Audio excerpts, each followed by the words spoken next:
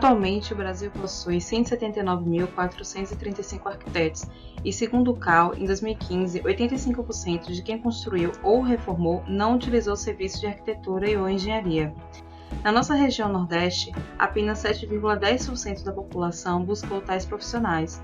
Esses dados também refletem a desigualdade socioeconômica, pois as condições de moradia digna e de qualidade são mais acessíveis a quem detém maior poder aquisitivo, embora esse seja um direito de todos definido por lei.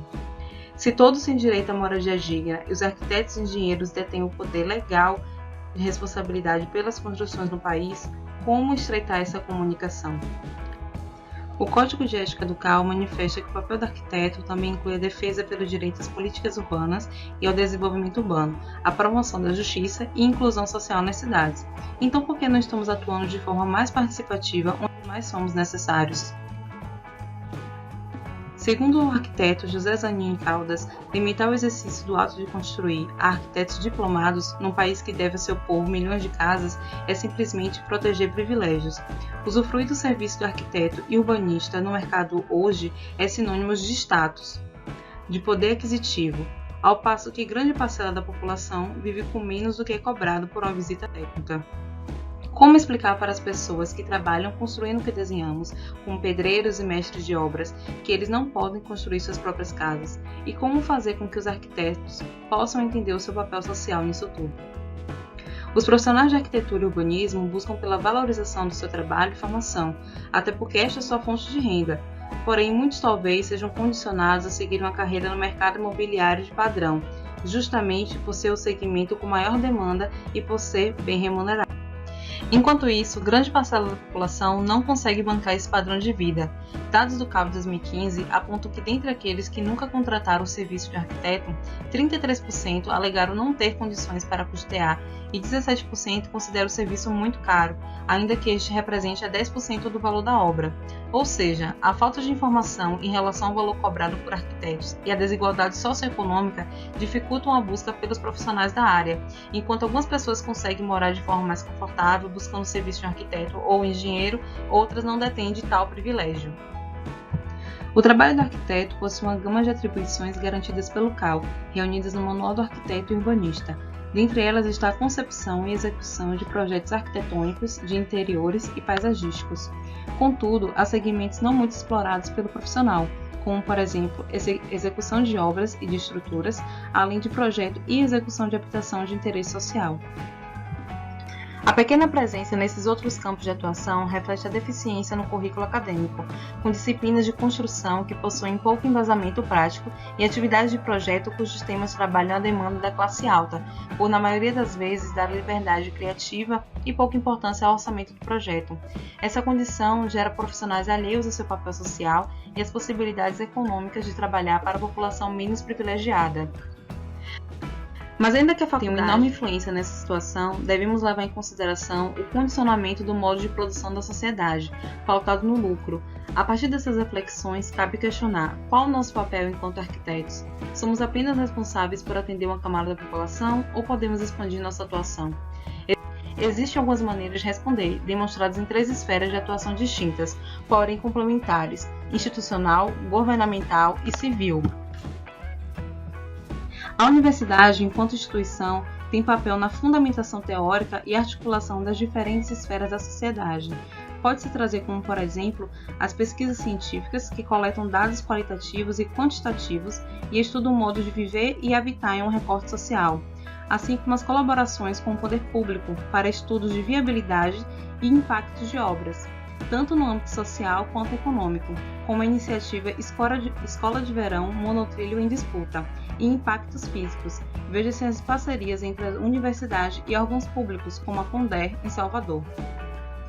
Os órgãos públicos, na esfera governamental, possuem o poder legislativo, são capazes de zonear áreas de interesse social e garantir a função social da propriedade, além de resguardar as populações mais vulneráveis e ou minoritárias, quilombolas, indígenas, entre outros. Ademais, possuem o poder da execução, podem instituir as políticas públicas e financiar iniciativas de universidades ou de outros coletivos particulares. Já na esfera particular ou civil, muitos escritórios de arquitetura já oferecem preços acessíveis para populações de baixa renda, fazendo com que se expanda o campo de atuação do arquiteto para classes que normalmente não contratam este serviço. A assistência técnica também é outra possibilidade, à medida que, ao trazer soluções pontuais, acarretem menores custos, podendo ser pagos por essas classes. Analisando o contexto histórico e o cenário atual brasileiro no que diz respeito à produção habitacional, percebe-se que existe a urgência de pensar em alternativas que tragam melhorias para as moradias de baixa renda. Segundo o CAL, existe um déficit habitacional no país que totaliza 6,2 milhões de moradias, sendo que 14,7 milhões de residências construídas apresentam inadequações, problemas de infraestrutura e necessidade de reforma. Assim, considerando que a maioria das iniciativas governamentais propostas para solucionar problemas de habitação são focadas na execução de construções totalmente novas, quais estratégias podem ser utilizadas para acabar com a precarização das moradias já existentes? Segundo o IBGE, as classes C, D e E totalizam 85% da população, atuando como agente impulsionador da economia do país. Elas são responsáveis por 68% das compras de varejo, de materiais de construção, 69% dos gastos em cartões de crédito e 75% do total de pessoas que acessam e usufruem dos serviços de internet. Isso posto, por que não pensar a possibilidade de facilitar o acesso ao serviço de arquitetura para essa parcela potencial da população? Sendo assim, apontamos soluções como assistência técnica, programas de reforma, capacitação de mão de obra local, incentivos fiscais, facilitação de crédito, reutilização e compra de materiais com seus fabricantes. Para mostrar que são práticas possíveis, já existem iniciativas sendo adotadas que deram certo e conseguiram alcançar uma maior parcela da classe popular. São elas: a Usina foi fundada em 1990 com o objetivo de fornecer assessoria técnica a movimentos populares na luta pelo direito à moradia e se mostrou um importante articulador nos processos de planejamento, projeto e construção de habitações feitas pelos próprios participantes dos movimentos, que vinham a ser os moradores das edificações. Trata-se de uma iniciativa de empoderamento da comunidade que, organizada em mutirões, dispõe de materiais e técnicas que viabilizam a autoconstrução com a assistência técnica dos profissionais. Já dura 30 anos e participou da concepção e execução de mais de 5 mil unidades habitacionais. Um exemplar de sucesso dos movimentos geridos pela Usina é o Coprom, em Osasco, São Paulo.